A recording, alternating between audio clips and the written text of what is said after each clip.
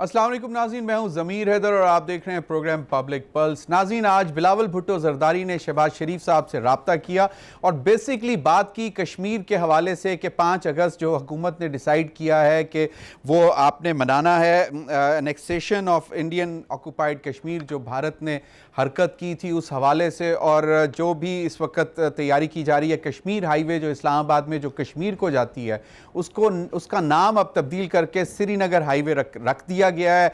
Boards लग चुके हुए हैं, जो डायरेक्शन जो कि माइलस्टोन्स होते हैं उन पर भी श्रीनगर हाईवे लिख दिया गया है और ये एक बड़ा इकदाम है। लेकिन बिलावल भुट्टो और शहबाज शरीफ साहब के मुताबिक हुकूमत की जो कश्मीर के हवाले से पॉलिसीज़ हैं वो नाकिस हैं और उन पर तनकीद भी की गई। दूसरी जानिब उन्होंने ये भी कहा कि जी 5 अगस्त भी बड़ा ज़ोर शोर से मनाया जा रहा है और भारत को के ख़िलाफ़ जो है एक इंटरनेशनल मैसेज भी देने की कोशिश कर रही है हुकूमत, लेकिन इसके साथ साथ कुलभूषण यादव को भी रिलीफ देने की कोशिश की जा रही है। तो ये एक ऑन गोइंग इस वक्त, जबकि एक अहम कानून साजी फैटफ में दोनों बड़ी पार्टियां PMLN और पाकिस्तान पीपल्स पार्टी हुकूमत को सपोर्ट कर चुकी हुई है कानून साजी में।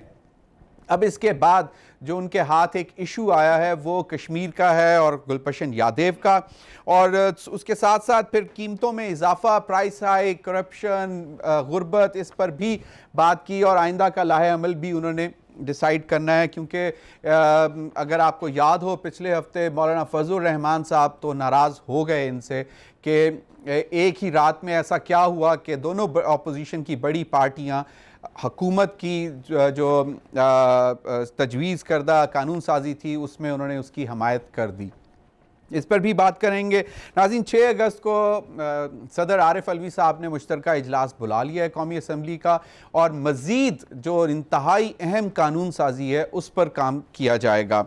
इसके साथ साथ फिर देखेंगे जो चौधरी शुजात हुसैन साहब ने आज काफ लीग का एक इजलास की सदारत की और उसमें तमाम मामला देखे, हुकूमत के इत्तेहादी मामला भी देखे, सियासी सूरत हाल भी देखी और जो इस वक्त जनरल सूरत हाल है, और ख़ास तौर पर जो एक उनकी तरफ से इल्ज़ाम लगाया जाता है कि हुकूमत ख़ास तौर पे PTI की जो सीनियर लीडरशिप है वो उनसे किसी भी तरह की मुशावरत नहीं करती किसी भी बड़े अहम मामले पर।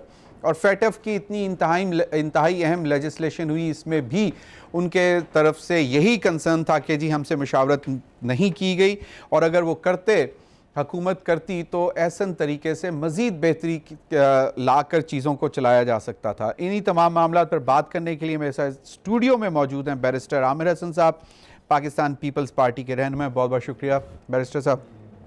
राहिला खादिम हुसैन साहिबा, पाकिस्तान मुस्लिम लीग नून की MP हैं, मेरे साथ स्काइप पर हैं। बहुत बहुत शुक्रिया राहिला साहिबा आपका भी। और आफ्ताब जहांगीर साहब, मेंबर कौमी असम्बली पाकिस्तान तहरीक इंसाफ, वो मेरे साथ टेलीफोन पर होंगे, आपका भी बहुत बहुत शुक्रिया। पहले बैरिस्टर साहब आपसे ही मामला शुरू करता हूँ। ये जो बिलावल साहब ने शहबाज शरीफ साहब को फ़ोन किया है, इस हवाले से जो चीज़ें सामने आई हैं कि जी जो कश्मीर की जो पॉलिसी है। अच्छा, आफ्ताब जहांगीर साहब ने भी ज्वाइन कर लिया, बहुत बहुत शुक्रिया। वो अब मतलब इंतहाई अहम मामलात पर जिस पे स्टैंड लिया हुआ था उसमें उन्होंने डिसाइड किया कि जी नहीं चलें, उन्होंने सपोर्ट भी कर दी इंतहाई अहम लेजिस्लेशन पे। लेकिन अब कश्मीर का मामला उठा लिया, महंगाई है ठीक है, लेकिन अब क्या बाकायदा कोई तहरीक चला सकेंगे? क्या रहबर कमेटी का इजलास होगा? क्या APC होगी? बहुत शुक्रिया जी। इंशाल्लाह कोशिश ये है कि अपोजिशन की जमातें एक मुत्तफ़िका लाया अमल दें, और सिर्फ कश्मीर का इशू ऐसा नहीं है कि जिस पे अपोजिशन की जमातें एक लाया अमल देना चाह रही हैं। बहुत से मसाइल हैं, मईशत हमारी सबसे अहम मसला है और जो मईशत के हालात हुए हैं उसके ऊपर होगी बात। महंगाई है, बेरोज़गारी है, हुकूमत की करप्शन है, क्योंकि इस वक्त ट्रांसपेरेंसी इंटरनेशनल ने सबसे करप्ट हुकूमत पाकिस्तान की इस हुकूमत को करार दिया है। पहले जनरल मुशर्रफ की हुकूमत सबसे करप्ट थी और अब इमरान खान नियाज़ी साहब की हुकूमत सबसे करप्ट है। और जितने करप्शन के मेगा स्कैंडल्स आ रहे हैं उसके ऊपर भी बात होगी। लेकिन क्योंकि 5 अगस्त आ गया है और ज़मीर भाई ये 1 साल पूरा गुजर गया नरेंद्र मोदी के उस कदम पे कि उसने स्पेशल स्टेटस कश्मीर का ख़त्म किया, उसने वहाँ पे लॉकडाउन किया, उसने वहाँ पे उनके बुनियादी हकूक़ को ख़त्म किया और हमारे हुक्मरानों ने सिवाय ट्वीटू सुल्तान बनने के कुछ नहीं किया। हमें पहले किस्से वो टीपू सुल्तान के सुनाते थे, लेकिन एक साल के अंदर ट्वीट्स के अलावा प्राइम मिनिस्टर ने क्या किया है? उन्होंने किया है टीपू सुल्तान बन के कोशिश कि ट्वीट्स के जरिए शायद डिप्लोमेसी चलती है, नहीं चलती। अभी ख़त का जिक्र किया चौधरी शुजात साहब का। हाल ये है कि अगर उनके इत्तेहादी जमातों से मुशावरत नहीं हो रही तो किससे अब मुशावरत करते हैं? वो पाकिस्तान के लिए सबसे बड़ा मसला खारजा महाज पे कश्मीर का इशू था। इसके ऊपर हर प्राइम मिनिस्टर, उसके इख्तलाफ राय हो अपोजिशन के साथ या ना हो, वो कोशिश करते हैं सबको साथ लेके चलने की। लेकिन प्राइम मिनिस्टर इमरान खान ने इसके ऊपर भी किसी अपोजिशन के मेंबर को, और वो हमेशा कहते रहे कि दुआ करें कि नरेंद्र मोदी की हुकूमत आ जाए। ये थी दुआ 5 अगस्त को जो हुआ, ये उनकी ताबीर थी, ये उनकी दुआ की कबूलियत थी कि नरेंद्र मोदी आए और कश्मीरियों का हक तलब करे। और उसके बाद आपने फरमाया कि इन्होंने जी हाईवे का नाम श्रीनगर हाईवे रख दिया है, आगे से दरवाजा बंद, उसका नाम श्रीनगर रखें या जो मर्जी, श्रीनगर के लोग घरों में बंद, श्रीनगर का बॉर्डर बंद, और आप बोर्ड अपने मुल्क में लगा के क्या करेंगे? अब देखें, अब इंशाल्लाह आज जिस तरह जमीर भाई इन्होंने एक एहतजाज भी किया था कि बहुत बाहर खड़े होके 1 मिनट वाला, एक जुमे को, उसके बाद कितने जुमे गुजर गए 1 साल के अंदर, दोबारा निकले बाहर। ये कश्मीर को बाकायदा प्लान के तहत इन्होंने पाकिस्तान के इशू से हटा के पीछे रखा। मेरा ख्याल में कोई भी हुकूमत हो, चाहे जो भी हो, कोई भी सोच सकती थी, लेकिन उन्होंने अमल कर दिया। लेकिन हमने ये भी देखा बैरिस्टर आमिर हसन साहब के यहाँ पे नरेंद्र मोदी साहब आते हैं बगैर किसी प्रोटोकॉल के। प्राइम मिनिस्टर, उस वक्त के प्राइम मिनिस्टर नवाज शरीफ साहब, हमने उस वक्त भी गलत बात हमने कहा था, ये भी हुआ, लेकिन कश्मीर पर सौदाबाजी नहीं हो सकता। राहिला खादिम हुसैन साहिबा, क्या अब अपोजिशन के पास कश्मीर का इशू बचा है या कोई और इश्यूज भी हैं? क्योंकि हमने देखा पिछले हफ्ते जिस तरह एक बाकायदा ख्वाजा आसिफ साहब ने पार्लियामेंट में खड़े होकर कहा कि जी अब किसी मामले पर भी बात नहीं हो सकती हुकूमत के साथ, चाहे कितनी भी ज़रूरी लेजिस्लेशन हो, कानून साजी हो। लेकिन उसी रात फिर स्पीकर साहब के घर पे शाइए पे मिलते हैं और अगले दिन वोट भी दे देते हैं। तो अब क्या अब ये इशू लेकर चलेंगे? क्योंकि और इशू तो शायद कोई अपोजिशन के पास बचा नहीं। और दूसरा, मौलाना फजलुर रहमान साहब को क्या राजी करने की कोशिश जारी है? बहुत शुक्रिया जमीन। पहली बात तो ये कि अपोजिशन जो ख्वाजा साहब ने बात की जरूरी लेजिस्लेशन तो जरूर बात की, लेकिन आप हुकूमत के साथ हम इस तरह के मामला में आगे नहीं चलेंगे।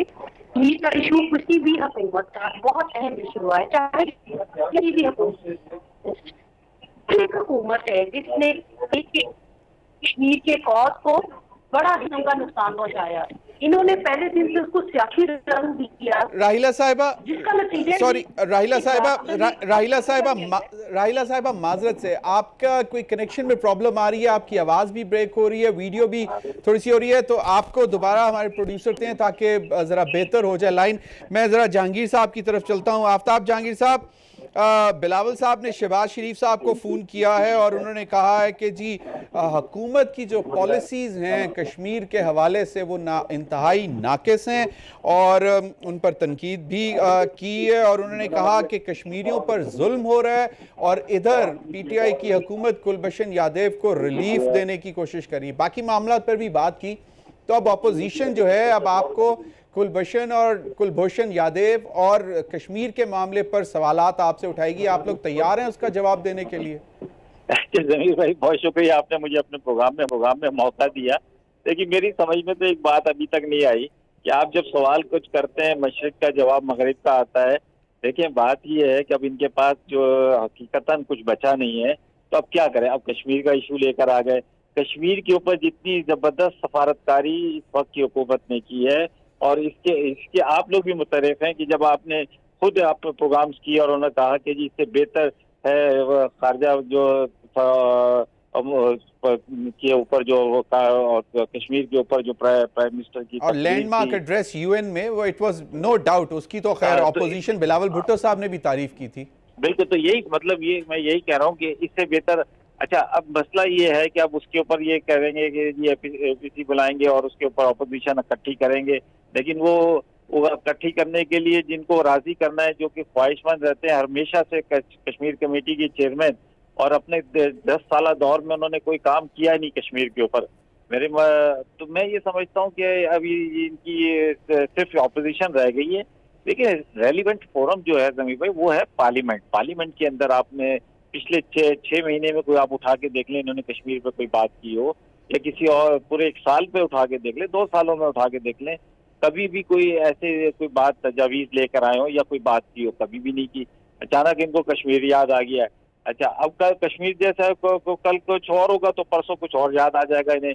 लेकिन असल इश्यूज जो है वो डिफरेंट है। वो इश्यूज हैं जिनके ऊपर हमें सियासत करनी चाहिए। वो है आवाम को रिलीफ कैसे दिया जाए। आपके पास कोई तजावीज है वो लेकर आए है, और हुकूमत, ताकि लोगों को ये पता चले कि हमारा मुकदमा सही मायनों में ऑपोजिशन लड़ रही है। लेकिन यहाँ तो सिर्फ पॉइंट स्कोरिंग के लिए या अच्छा, अभी ये भी नहीं तय हो पा रहा कि ये कौन किसके साथ चलेगा, कैसे चलेगा, क्या होगा, आगे का लाएमल क्या होगा। वो न कहते हैं कि जी शहबाज शरीफ साहब मेरे लीडर हैं। शहबाज शरीफ ने अपने ऊपर से उतार के लीडरशिप बिलावल के हवाले कर दी कि भाई ये काम तुम ही कर लो, मैं मेरे से तो होगा नहीं। अच्छा, अब वो फिर ये दोनों क्या करेंगे, कहेंगे मौलाना फजलुर रहमान साहब आप ये संभाल लें, समझे ना। वो तो नाराज हो गए हैं। वही मैं ये कह रहा हूँ, वो तो मैं यही कह रहा हूँ कि अब उनको राजी करने में थोड़ा सा टाइम लग जाएगा, फिर वो राजी होंगे, फिर मतलब कोई कहानी आ जाएगी। तो मुझे नहीं समझ में आ रहा कि हकीकतन इनका मकासद क्या है, क्या करना चाहते हैं। भाई आप आए, जो इश्यूज हैं उनके ऊपर गुफ्तगू करें, उनके ऊपर आप आके। अभी इन्होंने मेरे दोस्त ने, बैरिस्टर साहब ने एक बात कही कि जी कश्मीर मुशर्रफ का दौर सबसे करप्ट था, उसके बाद ये 2 साल दौर है।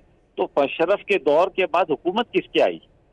मुशर्रफ के दौर के बाद तो आपकी हुकूमत थी। तो आपने उस दौर के जो करप्शन थे, मेगा करप्शन, जो कि मुल्क की तारीख के सबसे बड़े करप्शन आप बकौल आपके, तो कितने लोगों को आपने सजा दी, कितने लोगों को आपने कितने लोगों के ऊपर जुर्म साबित किए, किन किन लोगों को आपने गिरफ्तार किया, क्या रिकवरी की, क्या हुआ, कुछ बताएं तो सही ना आपने। उसके बाद आप तो एनआरओ के तहत आए। अच्छा, उसके बाद जनाब नून लीग की हुकूमत आई तो उन्होंने क्या किया, समझे ना। अब अगर कोई इदारे अपना काम कर रहे हैं तो उन्हें करने दें। मैं कहता हूँ इदारों को मजबूत करना चाहिए। आपने तो कराची में इदारों को बुला लिया, वहां पे तो अब इदारा जो है वो, अच्छा, उसकी वजह भी यही है जमीर भाई, उसकी वजह भी यही है कि देखें वहां पर पिछले 10-12 साल से रेगुलर और मुझसे पिछले 25-30 साल से किसकी हुकूमत है। आप उसके कराची शहर का हाल तो देखें, वहां पर कितना जबरदस्त तरीके से वो शहर को तबाह किया गया एक प्लानिंग के तहत, क्योंकि उससे दुश्मनी निकाली गई। उसने कभी भी पीपल्स पार्टी का साथ नहीं दिया। पीपल्स पार्टी ने अभी भी उसके तरक्याती फंड पे, जो कि 70% वफाक को 90% सूबे को देने वाला, रेवेन्यू देने वाला शहर। आफ्ताब भाई आप लोग माशाल्लाह कराची से इलेक्टेड काफी सारे एमएनएस भी हैं, पार्लियामेंटेरियंस भी हैं, एमपीएस भी हैं। पीपल्स पार्टी की क़यादत का ये कहना था कि जब बहरान था, जब अजाब पड़ रहा था कराची पे, मुसीबत थी, तो आप लोगों में से कोई नजर नहीं आया, सिर्फ और सिर्फ प्रेस कॉन्फ्रेंसेस करते रहे और बैठकर इस्लामाबाद में बैठकर बातें करते रहे। आप लोग ऑन ग्राउंड, मतलब ये उनका पीपल्स पार्टी की लीडरशिप का सवाल था। नहीं, कौन से वाले दिन, कौन से हिसाब वाले? ये जो बारिशों के बाद जो तूफान आया। अब मैं आपको एक बार, जमीर भाई मुझे आप एक बात बताएं। आप एक माशाल्लाह समझदार आदमी है, मैं तो आपका बड़ा फैन हूँ, आपके प्रोग्राम में हमेशा इसलिए आ जाता हूँ, मेहरबानी, आपसे बात गुफ्तगू करने का मजा आता है। अगर आप लाहौर में है और अचानक इस्लामाबाद में कुछ हो जाए है, तो आप इस्लामाबाद के अपने लोगों को कहेंगे ना कि जी आप इसके फौरन इसको रिलीफ पे जाओ, इस मामला को देखें।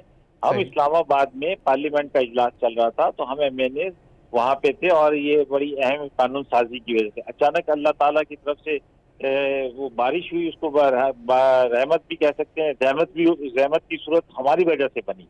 अल्लाह ने तो रहमत बरसाई थी, लेकिन हमारे हरकत की वजह से, करतूत की वजह से, हमारे इकदाम ना करने की वजह से, हमारी करप्शन की वजह से वो बाइस रहमत बन गई। तो अब उसमें जो कराची के अंदर है, पूरी एक इंतजामिया है। कराची के अंदर हमारे एमपीएज हैं, कराची के अंदर एमक्यूएम की मेयर एमक्यूएम के पास मेयर है। वो मैं ये कह रहा हूँ कि और पीपल्स पार्टी की हुकूमत है, तो ये कहना कि जी वो 14 एमएनए कराची में मौजूद नहीं थे, लेकिन जैसे ही इजलास खत्म हुआ हम आए और हमारे लोग, हमारे वर्कर जो हैं वो हमारे ऑन बोर्ड थे मेरे हल्के के अंदर। सही, लेकिन आप लोगों ने हल निकाल लिया, एनडीएमए और फौज को बुलाया कि जी इसलिए जरूरी हो गया था कि जब आप। एक मिनट आफ्ताब भाई, मुझे ये बताएं कि सिंध साफ करना है या कराची साफ करना है? देखिए, मैं ये समझता हूँ कि कराची जो बड़ा शहर है, इसको अगर हम साफ कर देंगे तो उसके बाद नेक्स्ट स्टेप पर हमें हैदराबाद जाना है, सक्कर जाना है, सिंध लाड़काना जाना है। वो तो पेरिस है, आपको पता है, उसको हमने ये सारा पूरा मतलब सिंध ये साफ जो करना है। नहीं, सफाई जो है वो सिर्फ कचरे की करनी है ना, और तो कोई लेकिन कोशिश तो हमारी ये है कि कचरे की हद तक ही रखें इसको। चलें, ठीक है, बस मैंने उससे यही आगे पूछना ना था। लेके जाएं।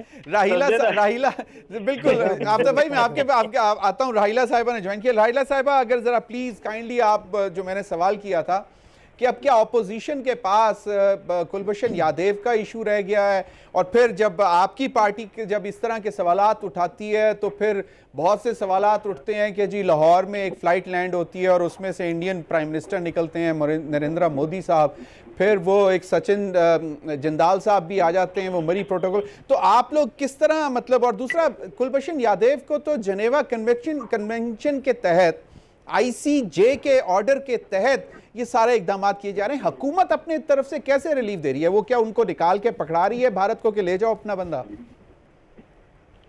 देखिए मेरी बात सुनो जमीन, पाकिस्तान में जब भी मुस्लिम लीग नून की हुकूमत आई तो क्योंकि एक जमहूरी हुकूमत थी, हमने अवाम की तवक्कुआत के ऐन मुताबिक काम किया। वो मियां नवाज शरीफ ही था जो वहां के प्राइम मिनिस्टर को लाहौर तक ले आए, उसके मीनारे पाकिस्तान पे ले जाकर उन्होंने वहां पर करारनामा भी मंजूर कर, उन्हें साके लाहौर भी करवाया। और हुआ अभी रिसेंटली तो रूस से पहले बात की थी, ऑलरेडी जो डिक्लेरेशन फाइल कर चुका है। राहिला साहिबा, यहाँ पर मौजूद था। आप एक मुझे वक्त दे दे जमीन थोड़ा सा, मैं इनकी याद। राहिला साहिबा, प्रॉब्लम फिर वही आ रहा है। मेरा ख्याल है लाहौर में तूफानी बारिश हो रही है, तो आपका जो वो है मामला, मेरा ख्याल में वो नेट के या जो भी इंटरनेट कनेक्शन है उसमें कुछ थोड़ा सा वीक है। प्रोड्यूसर, ब्रेक का तो नहीं मुझे खाना अभी, सॉरी। अच्छा, अभी ब्रेक है। हाँ जी, चलें बैरिस्टर आमिर हसन साहब, आप ही जवाब दे दें, क्योंकि वो तो कह रही हैं कि जी जब भी बुरा वक्त आया तो हमने तो इंडिया से प्राइम मिनिस्टर को यहाँ पे तलब कर लिया। आप कहते हैं आपने तनकीद की थी और आज आप उनके साथ खड़े हैं। बिलावल साहब शहबाज शरीफ साहब को फोन करके कह रहे हैं कि जी कश्मीर पे तो हुकूमत की पॉलिसी। देखिए, हमने जो तनकीद की थी वो थी कि आप पार्लियामेंट को बाईपास करके अपनी सतह के ऊपर बात नहीं कर सकते हैं। हमने तनकीद मियाँ साहब पे ये की थी कि आप उन्हें बुलाते, प्राइम मिनिस्टर हाउस इस्लामाबाद में बुलाते, जाती उमरा में आप बुला के ज़ाती मेहमान नवाजियों से, कभी दो मुल्कों के और जहाँ पे हॉस्टिलिटी हो दहाइयों की, और जहाँ पे कश्मीर इशू हो, आप इतनी जंगें लड़ चुके हों, तो आपकी ज़ाती दोस्तियाँ नहीं होती हैं, आपको उधर बुलाना चाहिए था। वो तनकीद हमारी असूली थी, आज भी करते हैं। लेकिन इस हुकूमत ने तो सिरे से कुछ नहीं किया ना। किया क्या है, ये दुआएं करते थे मोदी के आने की, और मोदी ने एक साल से कश्मीर के लीडर बिलावल ने जो पिछले साल की प्राइम मिनिस्टर की यूएन में तकरीर थी, उसकी आपके लीडर बिलावल साहब ने तारीफ की। अच्छा, तकरीर की तारीफ मैं भी कर देता हूं, ठीक है। वो कहते हैं मैं एक मिसरे में कर देता हूं, जमीर भाई एक मिसरे में कर देता हूं ना। मैसेज अब्रॉड गया था, मतलब पूरी दुनिया सिलेक्टेड कुछ नहीं करते, फकत तकरीर करते हैं। मुझे ये बताएं कि उस तकरीर के जानदार तकरीर का फायदा क्या हुआ? ये जो देखें, वो तो मशालची दोहा इको चित लोका कर दे चानना थे आप अंधेरे विच, ये बुल्ले शाह वाली बात। मेरी बात सुन लें जमीर भाई, उसके असरात क्या निकले हैं मुझे आप ये बताएं कि उस तकरीर से कश्मीर ने ये हासिल किया, पाकिस्तान ने ये हासिल किया, इंडिया को ये खोना पड़ा, नरेंद्र मोदी को ये मुसीबत पड़ गई, उन्हें लॉकडाउन खत्म करना पड़ा। आमिर हसन साहब, जिस दिन इंडियन एग्रेशन हुई, अटैक हुआ फरवरी मेरा ख्याल में पिछले साल, ठीक है, उसका जो जवाब दिया गया इमरान खान ने दिया था। नहीं, एक मिनट देखें, मेरी बात सुने। सुबह के 3 बजे दिया था, मुसल्लह फौज ने हमारी भी है, हमारे उसे हमने मजबूत किया है, प्राइम हमने मिनिस्टर एटम बॉम्ब दिया है, प्राइम तो मिनिस्टर आज हमारी मुसल्लह फौज को 90,000 हथियार फेंकने नहीं पड़ते, प्राइम मिनिस्टर दुश्मन को भगाया जाता है। प्राइम मिनिस्टर हमारा दिया हुआ एटम, आप सही कह रहे होंगे, मैं उस पर मुझे भी उसी तरह अच्छा नहीं आप इंटरप्ट किए बगैर जैसे आपने आफ्ताब भाई को सुना। नहीं आफ्ताब भाई को आपकी भी मैंने सुन ली, मैं तो सिर्फ इतना चलें वो राहिला साहिब आप टेलीफोन लाइन पर है, चलें अब राहिला साहिबा की बात मुकम्मल ही नहीं हुई ना, मैं जरा क्योंकि फिर मैंने ब्रेक पे भी जाना है। जी राहिला साहिबा आप बात मुकम्मल करें, क्योंकि वो स्काइप का कनेक्शन आपका थोड़ा सा सही नहीं था। मेरा ख्याल में आपकी आवाज, हमारी आवाज भी आपको सही जा रही होगी और आपकी आवाज भी हमें सही आएगी। जी प्रॉब्लम हो रही है। अच्छा, बात में जमीन से तारीफ को थोड़ा सा मैं लोगों की चाहती हूँ जमात थोड़ा सा जो ना मेरे भाई जो है बैठे हुए जो पीछे आए कि मैं थोड़ा सा चाहती हूँ फ्रेश हो जाए कि वो जनाब मियां नवाज शरीफ था तो जिसने एटमी धमाके भी कर दिए थे और वजीर आजम जो था आए थे, लाहौर ले आए थे। ये जमहूरी हुकूमतें किया करती है भाई ऐसे फैसले। अगर आप जमहूरी हुकूमत होते तो आप इस तरह से इंडियन पायलट वापस नहीं कर देते बगैर किसी इन्वेस्टिगेशन के, बगैर अपनी कंडीशंस को मनाए। आप कलभूषण वाले मामले पे आपकी मैं दिल चाहता कि वो सारी स्टेटमेंट जमीर कभी दोहरा देना या फिर अपने टीवी चैनल के ऊपर दिखा दें। तो मैं चाहती हूँ आज तो मजा ही आ जाना चाहिए कि जनाब वो क्या क्या आप लोग के फरमुदात हुआ करते थे। हाँ, यहाँ एक बात बड़ी अहम है, वो अहम तमाम इश्यूज जिससे ये नजर हटाना चाहते हो तो ये इस किस्म के इश्यूज रेज कर देते हैं। मुझे बताया कि नगमा रिलीज कर देने से या मुजफ्फराबाद में जाकर गाना गाने से कौन सा आजाद कश्मीर ये जो है कश्मीर को आजाद करवाने के लिए जा रहे हैं, श्रीनगर हाईवे का नाम रख देने से कौन सा कश्मीर आजाद होने जा रहा है, आपकी इमरान खान साहब की तकरीर कर देने से कौन सा कश्मीर आजाद होने जा रहा है। मुझे बस ये 3-4 बातों का जवाब दे दे तो और ये मुझे ये जरूर बताया कि इमरान खान की तकरीर करने के बाद कश्मीर इंटरनेशनली कितना पाकिस्तान के हिस्से में आ गया, उसके टेरिटरी के अंदर तो ज्यादा मुसीबत खड़ी होगी वहां के लोगों के लिए इमरान खान साहब की तकरीर के बाद। मुझे बताइए, इंडिया ने जो सलूक वहां पर कश्मीरियों के साथ रवा रखा हुआ है और आज तक है वहां पर नेट अवेलेबल नहीं है। मैं खुद कश्मीरी हूँ, मैं अपने रिश्तेदारों से वहां बात नहीं कर सकती अभी तक। मुझे ये बताइए, मुझे उस इमरान खान की तकरीर का जितना सबसे ज्यादा नुकसान हम कश्मीरियों को हुआ पाकिस्तान की तारीख में कभी नुकसान नहीं हुआ। और ये यहाँ बैठ के बलंगोबाज दावे जरूर कर देते हैं। आज कह देते हैं जनाब 5 अगस्त हम कश्मीरियों के साथ मना लेते हैं, जरूर मनाएं, शौक से मनाएं। हम 5 फरवरी भी कश्मीरियों के साथ मनाते हैं। वो पाकिस्तानियों की तरफ उम्मीद लगाए बैठे हैं। आपका प्राइम मिनिस्टर वहां पर क्या करता है तकरीर करने के बाद? आपके प्राइम मिनिस्टर ने इंटरनेशनली कश्मीर फोरम के लिए, कश्मीर कॉज के लिए क्या काम किया? आपने कितने MNAs MPAs को अपॉइंट किया है ताकि वो इंटरनेशनली जाके कश्मीर के इश्यूज को रेज करें? बताएं कि इंडिया वहां पर क्या बर्बरियत का शिकार है, वहां पर कश्मीरी जो है इंडियन फोर्सेज उसके साथ क्या सलूक कर रही है। तो भाई आप मुख्तलिफ इश्यूज को छुपाने के लिए 5 अगस्त आप जरूर मनाएं, LOC पर आप 1000 दफा जाएं, करोड़ दफा जाएं, लेकिन उसका फायदा जरूर बता दें कि पाकिस्तान और कश्मीरियों को क्या हो रहा है। आपके दौर में फायदा क्या हुआ था, चलिए ये बता। जी, आपकी हुकूमत के दौरान क्या फायदा पहुंचा था कि क्यों नहीं पहुंचा? हमने उनको नरेंद्र टेबल मोदी पर के लिया। साथ भाई देखिए, भाई के सबसे अहम ताल्लुकात बात, तक। देखिए आप 2 मुल्क एटमी ताकतें हैं, वो जम्मू सही की जी। मुकम्मल नहीं हो सकती। ठीक लेकिन जी, क्या एटमी आप ताकत बना दूसरे दिया मुल्क जी। को, दूसरे फरीक को बैरिस्टर दूसरे आमिर फरीक हसन साहब कहते हैं कि इस मुल्क को एटमी ताकत जुल्फिकार अली भुट्टो ने बनाया, आप कहते हैं आपने बनाया, इमरान खान साहब ने कुछ नहीं किया। चलें इस पर मजीद बात करते हैं, अभी वक्त हुआ एक ब्रेक का। नाज़रीन हमारे साथ रहिए।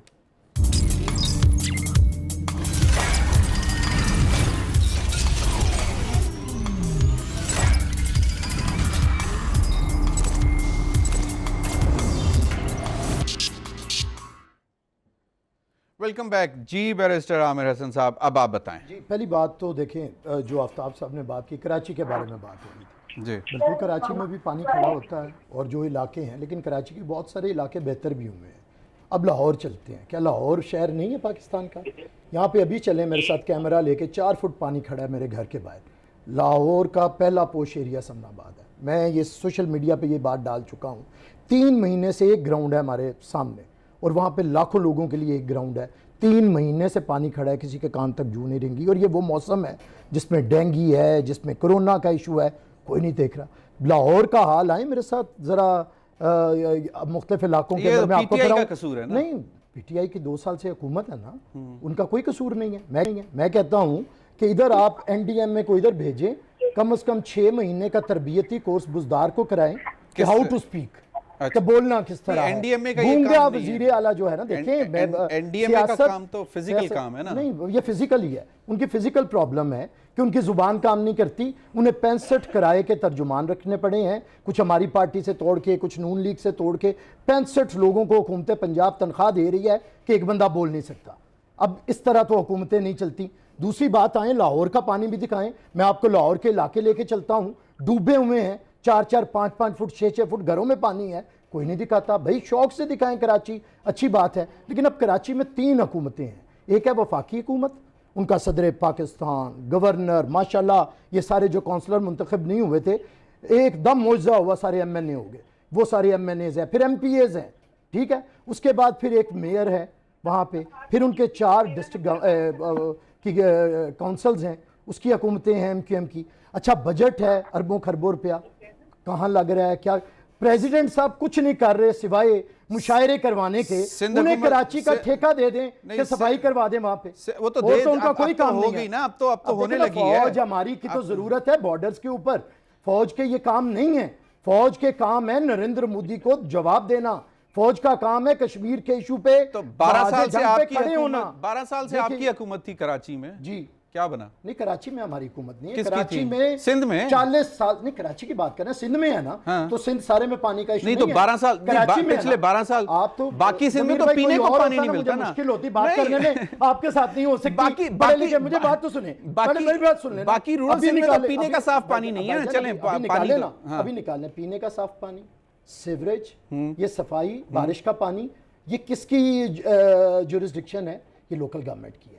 ये जो मेयर साहब खरबों रुपया लेते हैं, किस तरफ जाता है, क्यों जाता है, क्या अभी भी भाई को जा रहा है भत्ता? उनसे जवाब लेना, ये पूछे। नहीं, ये सारे उसके पिछले खिलाफ 12 साल से तकरीरें क्या करके- पीटीआई में बैठे हुए थे? कौन? ये MQM किसके साथ थी? MQM पिछले दो अदवार में किसके साथ थी? MQM किसी के साथ नहीं, है। एक मिनट, MQM तो किसी फिर के वो इशारे आप पे पीटीआई के साथ भी नहीं है, फिर ये भी कर लेना, ना, मान जाए, तो फिर वो बात पीटीआई के साथ भी नहीं है है ना। चलें। तो उसी मुर्द इल्जाम ठहरा रहा हूं ना चलें, ठीक है। मैं 3 हुकूमतें कह रहा हूं, वफाकी हुकूमत, लोकल गवर्नमेंट, सिंध हुकूमत, तीनों है। सिंध हुकूमत अब बताएं कि कहां पे काम नहीं कर रही। हमारे वजीर बारिश में खड़े नजर आते हैं, कोशिश कर रहे होते हैं, आपको मुत्तला कर रहे होते हैं। वो नासिर शाह हो, सईद गनी हो, मुर्तज़ा बहाब हो, खुद मुराद अली शाह हो, सड़कों के ऊपर बारिश। कभी आपने इनका कोई बंदा देखा है? ये जो वोट लेके कराची से आए हैं, जो वजीर आजम कहता था कि इस दफा वजीर आजम कराची से होगा, वो सदर साहब किधर हैं जो मुशायरों पे पैसे लगा रहे हैं और वहां की अदाकाराओं को तमगा हुस्ने कारकर्दगी पर? आप भी कोई हुस्ने कारकर्दगी आप लोगों ने दिखाएं तो ना। कभी कोई पैसा नहीं खर्च किस किया ने? ऐवान सदर में बैठ के, ना नहीं, पीपल्स पार्टी ने हमने किया रीजनेबल ना। कामों पे किया है। अच्छा, अनरीजनेबल कामों पे वहां नहीं पे किया। कभी कोई इस किस्म की नहीं, महफिल नहीं हुई? ऐसे नहीं, हम चलें, ऐसे काम नहीं मान लेते हैं, करते। ठीक है। अब दूसरी बात नहीं, अब दूसरी महफिल बात, मुशायरा आखिरी- ऐसे काम की क्या मुराद है? अरे महफिल मुशायरा की भाई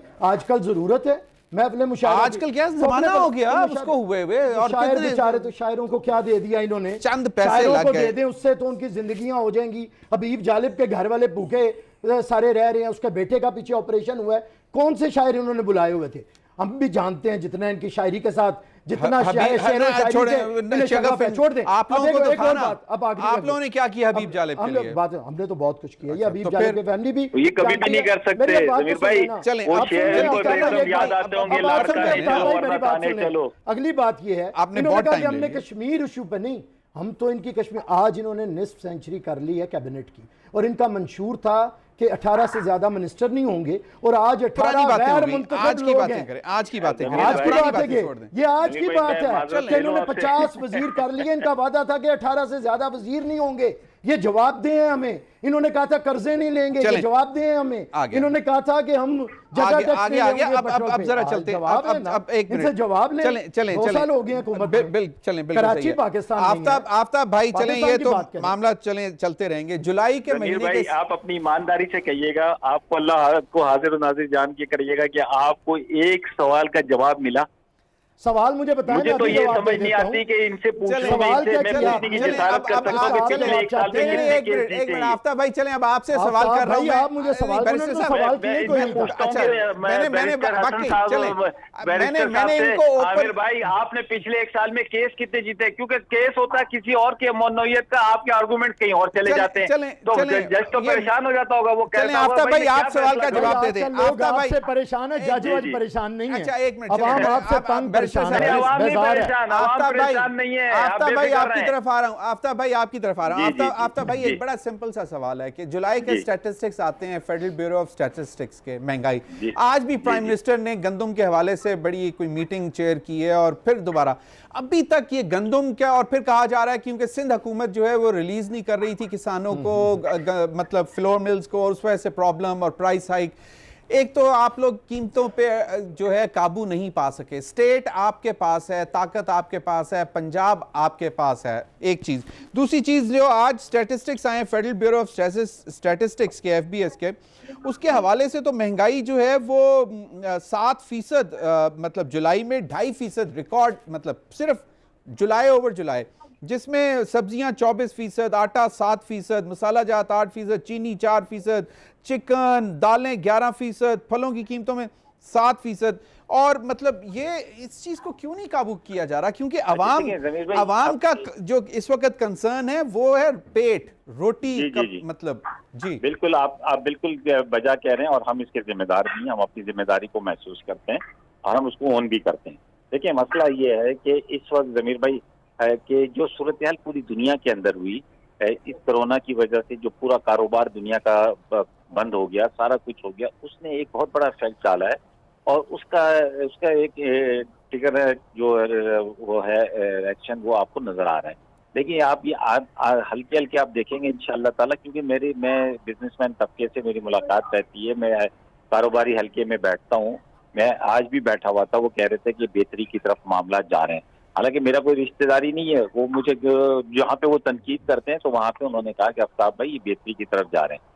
फॉर एग्जाम्पल अभी देखें, मैं आपको एक जमीर भाई, हम बहस करेंगे बहुत सारी चीजों पे, तो वो जाहिर बात है ऑपोजिशन का काम तो बहस करना है। लेकिन मैं ये बता रहा हूँ कि इस वक्त रियल एस्टेट की कीमत जो है 20 से 25% बढ़ गई है।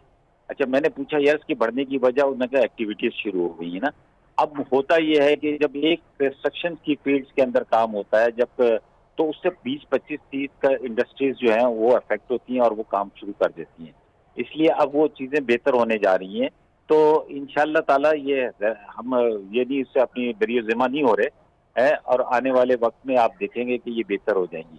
अच्छा, जहाँ तक आपने एक और बात की, मैंने पहले भी किसी प्रोग्राम में कहा, आपके प्रोग्राम में फिर दोबारा कहता हूँ कि जब तक देखिए, हमें तो सुबह सिंध के अंदर हम कुछ अमल दखल नहीं कर सकते 18वीं तरमीम के बाद, इसका तो आप सबको इल्म है। लेकिन सजा और जजा का अमल जब तक नहीं होगा, जब तक इलाके का SHO, डिस्ट्रिक्ट की इंतजामिया और ये सूबाई इंतजामिया, जब तक ये जो जखीरा अंदोज हैं जिन्होंने 50-50 हज़ार बोरियां, 50-50 हज़ार टन गंदम, चीनी जो जखीरा की हुई है, उन्हें पकड़ा नहीं जाए, उन्हें सजा ना दी जाए, तो जब तक ये मामला सही नहीं होंगे। अगर जो ना पकड़े, जिस इलाके के अंदर ये चीजें जखीरा अंदोज हो रही हैं, जिन्होंने इसको गोदाम किया हुआ है, उस इलाके का SHO और वहाँ की इंतजामिया को अगर सजा मिलेगी तो यकीनन आप देखेंगे, क्योंकि ये आपको पता है कि ये पूरी दुनिया के अंदर होता है, लोग अपॉर्चुनिस्ट लोग मौजूद होते हैं, वो ऐसे मौकों से फायदा उठाते हैं, शॉर्टेज करते हैं, और फिर वो अब ये कि हाँ, अब ये कह सकते हैं अगर हम हर चीज के अंदर फौज को इन्वॉल्व कर ले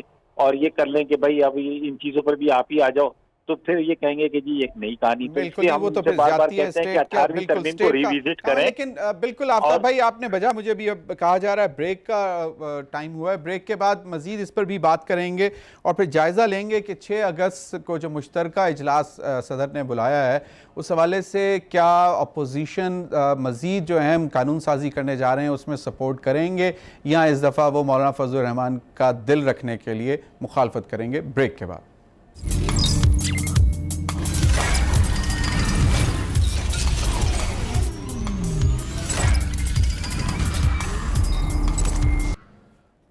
जी, वेलकम बैक। राहिला साहिबा, आपसे सवाल है कि FATF के हवाले से कोई इंपॉर्टेंट 11 बिल थे जिनमें से 3-4 हो गए हैं, बाकी भी आने। अपोजिशन की स्ट्रेटजी क्या होगी? क्या मौलाना फजलुर रहमान साहब से मुशावरत होगी कि जी लेजिस्लेशन में हुकूमत की सपोर्ट करनी है, या इस दफ़ा आप लोग खुद ही डिसाइड कर लेंगे, पीपल्स पार्टी और PMLN? देखिए, पूरी अपोजिशन जो है इस वक्त बिल्कुल ऑन बोर्ड है। कोई भी मसाइल हो, हमारी रहबर कमेटी मौजूद है, उसके अंदर डिस्कशन चल रही है ये सारी। अगर हमें जरूरत पड़ेगी किसी भी लेजिस्लेशन के ऊपर मौलाना को ऑनबोर्ड करने की, तो यकीनन अपोजिशन उसे मुत्तहिद है इस वक्त, वो भी बात करेगी। इसमें तो कोई दूसरी राय नहीं है, क्योंकि तमाम इश्यूज को जो है वो हम एक जाहिर है टेबल के ऊपर बैठकर उसका हल करने की तरफ भी जाएंगे। लेकिन इसके साथ साथ मैं यहाँ पर एक बात जरूर करूंगी जमीर साहब, कि ये बड़ा ही क्रिटिकल टाइम है पाकिस्तान के ऊपर। जब आप मुतलका हुकूमत के साथ इश्यूज के साथ बात करेंगे ना, तो वो आपका ध्यान डाइवर्ट करने के लिए, इश्यूज को डाइवर्ट करने के लिए कोई ऐसी बात जरूर करेंगे जिससे वो अपने उन तमाम मसाइल को जो सब पाकिस्तान को लायक है उनको छुपाने की कोशिश करें। आप उनसे पूछे हैं आटा रिपोर्ट किधर है, चीनी रिपोर्ट किधर है, पेट्रोल रिपोर्ट किधर है, आपकी जनाब अद्वियात की रिपोर्ट किधर है, आपकी ये दोनों जो आपने गए उस करप्शन की रिपोर्ट किधर है। तो यकीनन इस तरह के इश्यूज रेज करना शुरू कर देंगे कि अपोजिशन तो जनाब ऐसे बोल रही है। और खुदा की कसम मैं आपको ठीक बात कह रही हूँ, बातें हुई तो मैंने कराची में, लाहौर में और मैंने पेशावर के अंदर फिक्सेट वालों को ढूंढा, मुझे नहीं मिले। मैंने ईद पर अलाइशों पर सड़कों पर कराची में देखा, लाहौर में देखा, पेशावर में देखा। मेरा इन 3 शहरों का मकसद ये नहीं कि सिर्फ इन 3 शहरों में, इनसे रिलेटेड तमाम वहाँ के सूबे के शहर मौजूद है। मुझे ये फिक्सेटेड वाले कहीं आदमी नजर नहीं आ रहे, वो नजर नहीं आ रहे, तो सिर्फ हुकूमत भी कराची कहीं में है। नजर नहीं आ रही। सही, आपका पॉइंट आ गया जी। बैरिस्टर साहब क्विकली मुझे बताएंगे फैटफ के और फिर लेजिस्लेशन और मौलाना फजल रहमान साहब को आप लोगों ने नाराज कर दिया है। वो तो कहते हैं कि ये दोनों बड़ी जमातों के साथ अब बातचीत नहीं हो सकती। लेजिस्लेशन के ऊपर तो बड़ा क्लियर है पाकिस्तान पीपल्स पार्टी, जो प्रो पीपल और प्रो स्टेट लेजिस्लेशन होगी वो करेंगे।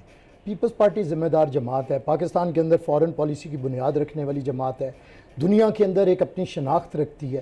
तो पहले ये फिर जो नैब के हवाले से जो कमाल शराइत कर दी थी, वो तो हमने नहीं फैटफ से जोड़ रहे थे ना आप लोग। हमने तो आज तक, मैं आपको, मैं I was there in Islamabad, उन्होंने कहा कि पार्टी के तर्जुमान और रिप्रेजेंटेटिव की हैसियत से आपको कह रहा हूँ कि हम बिल्कुल नैब के अंदर कोई किसी किस्म की तरमीम नहीं चाहते।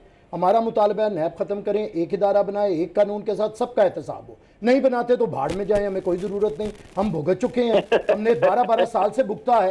ये तमाशा करते हैं, ये लेके फिर रहे हैं। देखें ना, बिजनेस कम्युनिटी बाजवा साहब से मिली थी, उन्होंने हमारे लिए मुतालबा किया, मौलाना फजल रहमान साहब कोई मुतालबा नहीं। मौलाना फजल रहमान साहब कुछ और कहते हैं। फैटफ वाले जो मसाइल हैं वो इंटरनेशनल मसाइल हैं, उसमें हम दहशतगर्दी के खिलाफ लड़ते रहे, चलें, हम उस पे करेंगे, ठीक है। लेकिन इनके मस्खरेपन पे नहीं एक मिनट, मौलाना फजल रहमान साहब को आपने नाराज किया। पहले आपने कहा कि हम किसी भी लेजिस्लेशन में जाएंगे। चलें जी, आफ्ताब भाई बताएं, कोई परेशानी है नई लेजिस्लेशन जो करने जा रहे हैं? नहीं, बिल्कुल कोई परेशानी नहीं जमीर भाई। आपको पता है कि एक दिन पहले किस तरह की तकरीरें होती हैं और अगले दिन क्या होता है, ये सब आपको पता ही है।